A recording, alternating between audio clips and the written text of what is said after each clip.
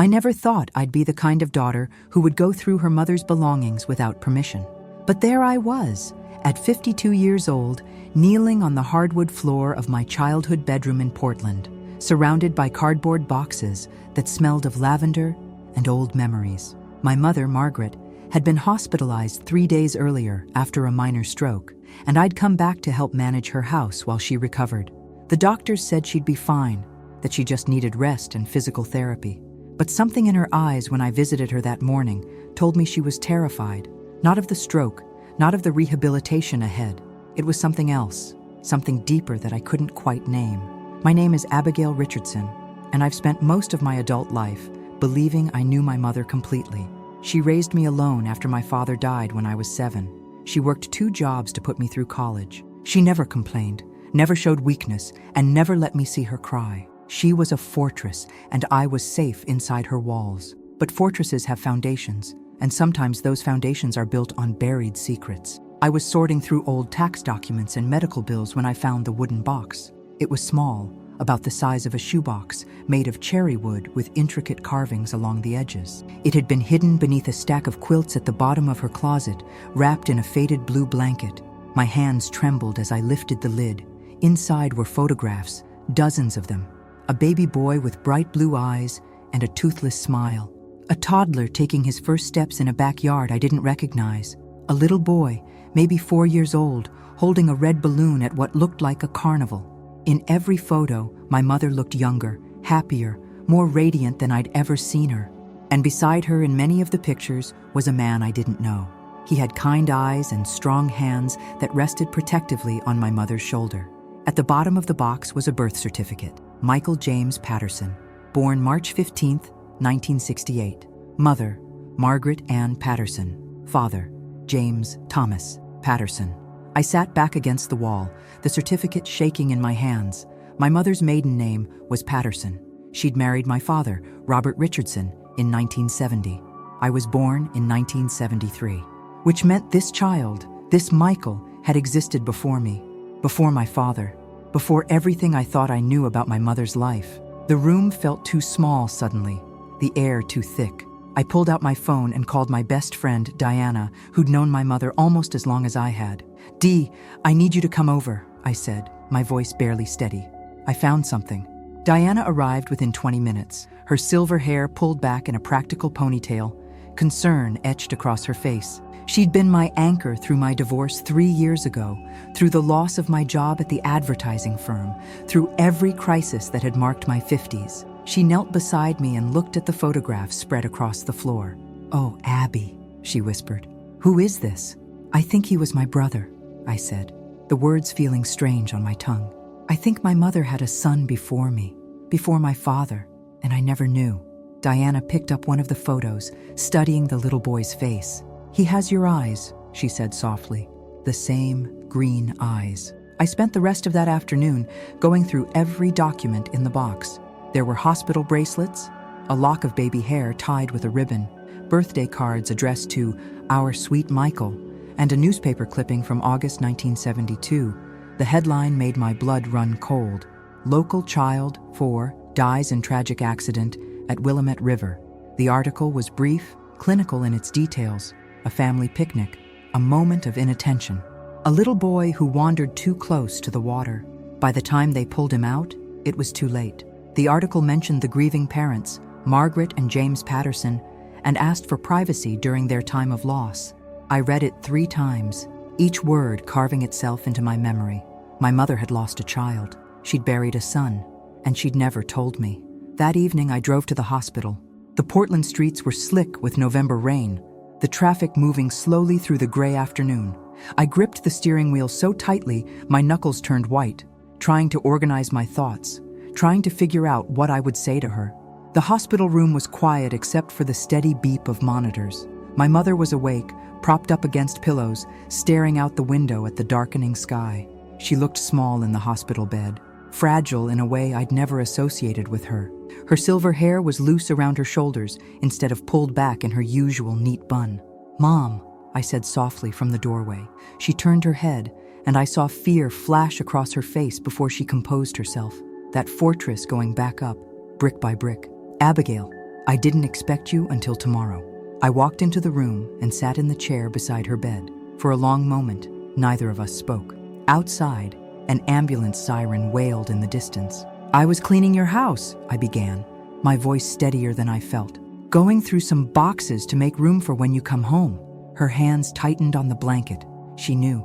Somehow, she already knew what I was about to say. "I found a box in your closet, Mom. A wooden box with photographs." I paused, watching her face. Who was Michael? The color drained from her cheeks. Her lips parted, but no sound came out. For the first time in my life, I saw my mother completely vulnerable, completely exposed. Tears filled her eyes, and she turned away from me, her shoulders shaking. "You had no right," she whispered. "Those things were private. You had a son," I said, my own voice breaking. "You had a child who died, and you never told me. How could you never tell me? You'll never understand," she screamed suddenly, her voice raw and desperate. It was so unlike her, so far from the controlled woman I'd known all my life, that I actually flinched. "You'll never understand what it was like. You can't possibly understand." A nurse rushed in at the sound of her raised voice, checking the monitors, asking if everything was okay. I assured her we were fine, that my mother just needed rest. But as the nurse left and silence settled over us again, I knew nothing was fine. Nothing would be fine until I understood the truth. "Then help me understand," I said quietly. "Please, Mom, help me understand." She closed her eyes, tears streaming down her face. "Not now," she whispered. "I can't. Not now." I stayed with her for another hour, but she wouldn't look at me, wouldn't speak beyond simple yes or no answers to questions about her comfort. When visiting hours ended, I drove back to her house feeling more alone than I had in years. That night, I couldn't sleep. I lay in my childhood bed, staring at the ceiling, the wooden box on the nightstand beside me. I kept picking up the photographs, studying Michael's face, trying to see my mother in his features, trying to understand how she'd carried this grief for so long without ever letting me see it. Around 2 a.m, my phone rang. It was the hospital. My mother was asking for me. I drove through the empty streets of Portland, the city quiet and dark. The hospital was bright and sterile, a stark contrast to the night outside. I found my mother sitting up in bed, looking exhausted but determined. "I'm sorry," I yelled, she said as I entered the room. "That wasn't fair to you." I pulled the chair close to her bed and took her hand. It felt thin and cold in mine. "Tell me about him," I said. "Tell me about Michael." And finally, after 52 years of secrets, my mother began to talk. "I met James when I was 19, she began, her voice soft with memory. "He worked at the lumber mill outside of Portland. He was handsome and kind, and he loved me in a way I'd never been loved before. We got married 6 months after we met. Michael was born a year later." She paused, her thumb rubbing circles on the back of my hand. "He was perfect, Abby. From the moment they placed him in my arms, I knew my whole life had changed. Everything I did was for him. Every choice, every sacrifice. James and I built a good life. We had a little house in Selwood, right near the river. Michael loved the water. He'd spend hours throwing stones, watching them skip across the surface." Her voice cracked, and I squeezed her hand tighter. That day in August, we'd gone for a picnic. It was so hot, one of those perfect summer days where everything feels lazy and slow. James was grilling hamburgers. I was setting out the food. Michael was playing nearby, collecting rocks. I remember thinking how lucky I was, how perfect everything was. She stopped, her breathing becoming labored. I reached for the water cup on her bedside table, helping her take a sip. "I turned away for just a moment," she continued, her voice barely a whisper now. "Just one moment to grab the potato salad from the cooler. When I looked back, he was gone. We found him in the water 5 minutes later. 5 minutes that changed everything."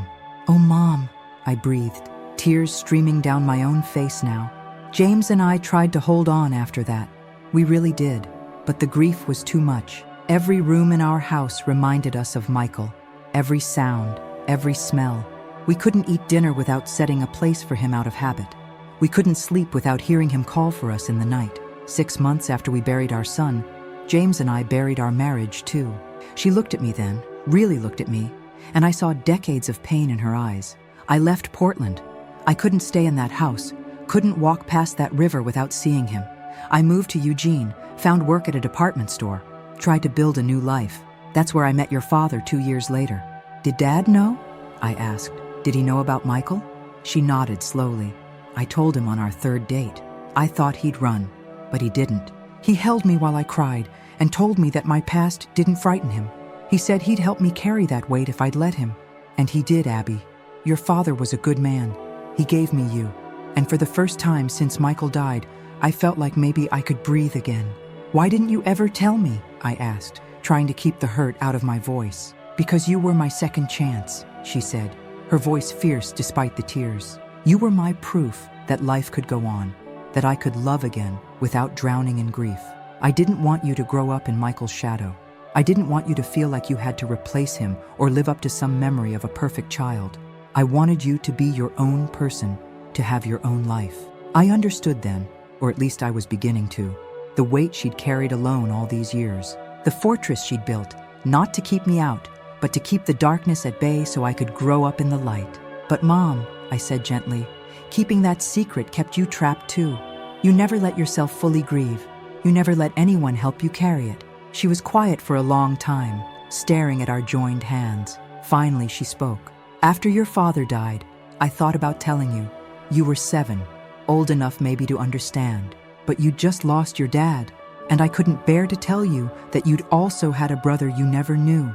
And then years passed, and it seemed too late. The secret became part of me, so deep I didn't know how to dig it out. Over the next few days, as my mother recovered in the hospital, we talked more than we had in years. She told me stories about Michael, about his love of trucks and his fear of thunder, about how he'd insisted on wearing his Batman cape to church one Sunday.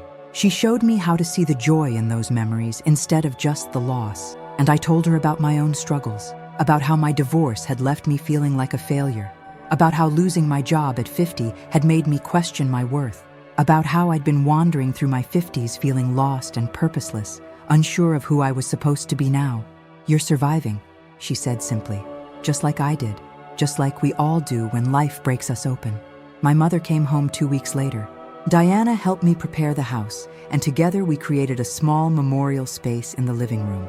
We placed Michael's photographs on the mantle, surrounded by candles and flowers. When my mother saw it, she cried, but this time her tears seemed lighter somehow, like finally sharing her secret had released something she'd been holding too tightly for too long. I stayed in Portland for another month, helping my mother through her physical therapy and adjusting to her new medications. But more than that, I was learning to see her as a whole person, not just as my mother, but as a woman who'd survived unimaginable loss and built a life anyway. One afternoon, we drove out to the cemetery where Michael was buried. It was the first time my mother had visited his grave in over 30 years. We stood together in the cold December wind, looking at the small headstone with its simple inscription, Michael James Patterson, forever for, forever loved. I'm sorry I stayed away so long, my mother whispered to the stone. I'm sorry I let fear keep me from you. I put my arm around her shoulders, and we stood there until the sun started to set, painting the sky in shades of orange and pink. As we walked back to the car, my mother turned to me. Thank you, she said, for finding that box, for making me face this. I didn't realize how much I needed to stop running. We can't outrun our grief, I said, thinking of my own losses, my own failures. We can only learn to carry it better. That night, back at the house, Diana came over with dinner. The three of us sat around the kitchen table, eating homemade lasagna and drinking wine, and for the first time I could remember, my mother laughed freely. She told stories about her childhood, about her parents who I'd never known, about dreams she'd had before life got complicated. You know, Diana said, raising her glass, to new beginnings. It's never too late to start over. To new beginnings, my mother and I echoed, clinking our glasses together. Over the following months, my mother began to transform. She joined a grief support group at the community center. She reconnected with old friends from her years in Eugene. She even started volunteering at a children's hospital, reading stories to sick kids, finding purpose in honoring Michael's memory by helping other children. And I transformed too. I stopped defining myself by my failures and started seeing them as redirections. I began freelance writing, something I'd always wanted to do, but never had the courage to try. I reconnected with my ex-husband, not romantically, but finding a friendship we'd lost in the bitterness of divorce. I learned that starting over at 52 wasn't the end of my story, but the beginning of a new chapter. In April, on what would have been Michael's 57th birthday, my mother and I went back to the river where he died.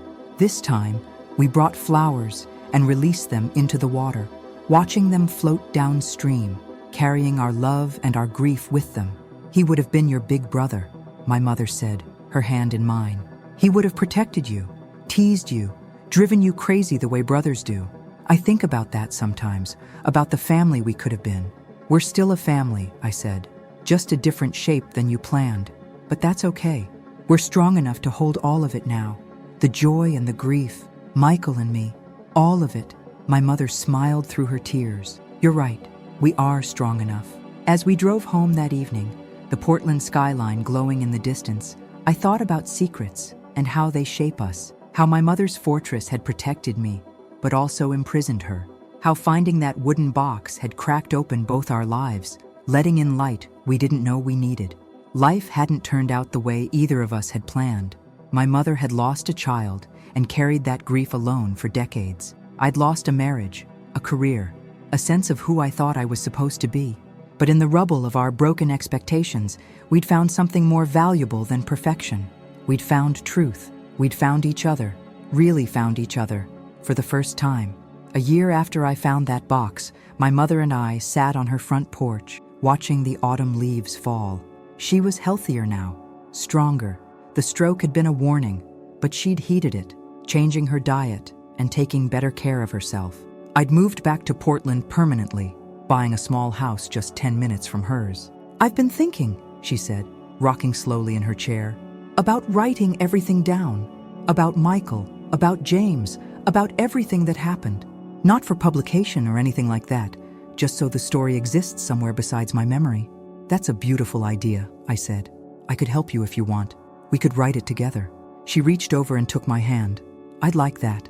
You always were good with words. We sat there in comfortable silence, two women who'd survived loss and learned to carry it with grace. The sun set slowly, painting the sky in shades of gold and crimson, and I realized that understanding doesn't always come easily.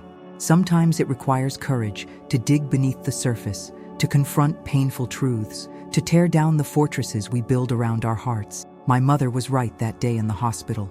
I'd never fully understand what it was like to lose a child, to bury that kind of love. But I understood now what it meant to lose something you thought defined you and to discover that you were more than your losses. I understood that grief doesn't diminish love, but deepens it. And I understood that family isn't just the people we know, but also the ones we carry in our hearts, even if we never had the chance to hold them. Michael would always be part of our family now, his memory woven into our story. And that wooden box, once hidden in darkness, now sat on my mother's coffee table where visitors could see it, where she could look at her son's face every day and remember not just how he died, but how brilliantly, how beautifully he lived. Sometimes the most powerful gift we can give each other is the truth, even when it comes 50 years late, even when it arrives wrapped in pain and tears. Because on the other side of that truth is freedom, is healing, is the possibility of becoming whole again, not despite our scars, but because of them. That's what I learned from a wooden box, a handful of photographs, and a mother who finally found the courage to share her heart. That's what I learned from a brother I never knew, but who changed my life anyway. That's what I learned about love, about loss, and about the resilience of the human heart. We never really understand someone else's pain completely, but we can sit beside them in it. We can hold their hand through the darkness. We can help them carry the weight until they're strong enough to carry it themselves. And sometimes, that's more than enough. Sometimes that's everything.